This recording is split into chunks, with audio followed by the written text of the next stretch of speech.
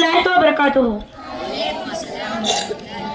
ನನ್ನ ನೆಚ್ಚಿನ ಅಸಫ ಶಾಲೆಯ ಗೌರವಾನ್ವಿತ ಅಧ್ಯಕ್ಷರು, ಸದಸ್ಯರು, ಪೋಷಕರು ಹಾಗೂ ಮುಖ್ಯೋಪಾಧ್ಯಾಯರೇ, ಶಿಕ್ಷಕರು ಹಾಗೂ ನನ್ನ ಎಲ್ಲಾ ಸಹಪಾಠಿಗಳೇ, ಎಲ್ಲರಿಗೂ ಶುಭೋದಯ ಮತ್ತು ಸ್ವಾತಂತ್ರ್ಯ ದಿನಾಚರಣೆಯ ಶುಭಾಶಯಗಳು. ಭಾರತದಲ್ಲಿ ಪ್ರತಿ ವರ್ಷ ಆಗಸ್ಟ್ 15ರಂದು ಸ್ವಾತಂತ್ರ್ಯ ದಿನವನ್ನು ಆಚರಣೆ ಮಾಡಲಾಗುತ್ತದೆ. ಈ ದಿನ ಇಡೀ ದೇಶದಲ್ಲಿ ರಾಷ್ಟ್ರೀಯ ರಾಜ್ಯ ದಿನವನ್ನಾಗಿ ಆಚರಿಸಲಾಗುತ್ತದೆ.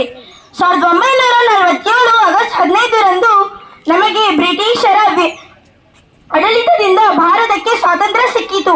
1857ರವರೆಗೆ ದೇಶದ ಮೊದಲ ಸ್ವಾತಂತ್ರ್ಯ ಸಂಗ್ರಾಮದಿಂದ 1947ರವರೆಗೆ ದೇಶದ ಸ್ವಾತಂತ್ರ್ಯಕ್ಕಾಗಿ ಹೋರಾಟಗಳು ನಡೆದವು.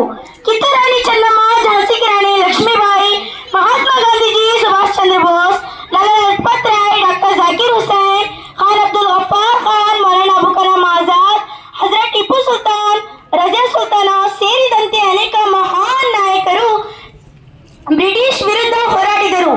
ಮಹಾತ್ಮ ಗಾಂಧೀಜಿ ಅವರು ಮಾಡು ಇಲ್ಲವೇ ಮಡಿ ಎಂದು ಕರೆಕೊಟ್ಟು ಹೋರಾಡಿದರು. ಕೊನೆಯದಾಗ 1947 ಆಗಸ್ಟ್ 15ರಂದು ನಮಗೆ ಸ್ವಾತಂತ್ರ್ಯ ಸಿಕ್ಕಿತು.